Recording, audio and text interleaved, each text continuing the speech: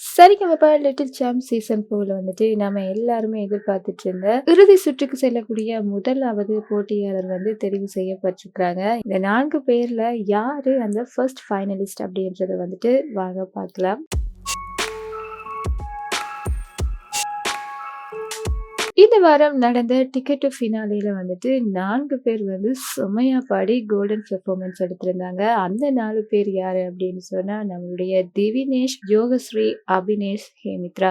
இவங்க 4 பேருமே வந்துட்டு வேற லெவல் பெர்ஃபார்மன்ஸ் குடுத்திருந்தாங்க. நிறையவே எக்கச்சக்கமான பாராட்டுக்களை எல்லாம் வாங்கியிருந்தாங்க. இந்த 4 பேர்ல இருந்துட்டு தான் ஒருத்தவங்க வந்துட்டு முதலாவது ஃபைனலிஸ்ட்டா வந்துட்டு தெரிவாகி இருக்கிறாங்க. அவங்க யாரு அப்படின்னு சொன்னா, மலேசியால இருந்து வந்து செம செமன்னு கலக்கின நம்மளுடைய ஹேமித்ரா தான் வந்துட்டு முதலாவது ஃபைனலிஸ்டா செலக்ட் ஆகியிருக்காங்க. ஹேமித்ரா வந்துட்டு மெகா ஆடிஷன்ல இருந்துட்டு இப்ப வரைக்குமே நிறையவே சூப்பரான பெர்ஃபார்மன்ஸ் எல்லாம் கொடுத்திருந்தாங்க. அவங்க எந்த ஒரு பாடலை எடுத்தாலுமே அவங்களோட அந்த பாடலோட பெர்ஃபெக்ஷன் வேற லெவல்ல இருக்கும் அப்படின்னு சொல்லிட்டு நம்மளுடைய சாய்ந்தவி மேமே வந்துட்டு அடிக்கடி சொல்லுவாங்க.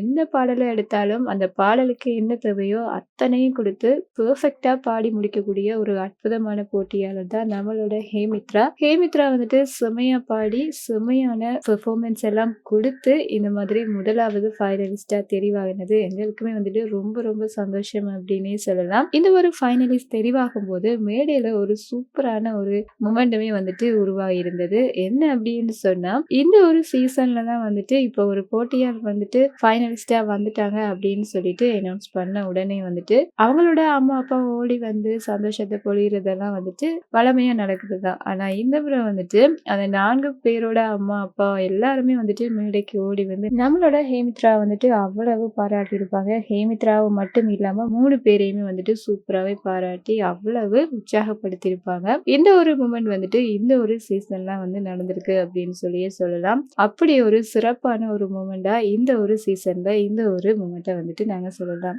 நம்மளோட ஹேமித்ராவோட குடும்பமுமே, அதாவது அவங்களுடைய அப்பா வழி குடும்பமுமே வந்துட்டு இந்த ஒரு ரவுண்டுக்கு வந்து வந்திருந்தாங்க.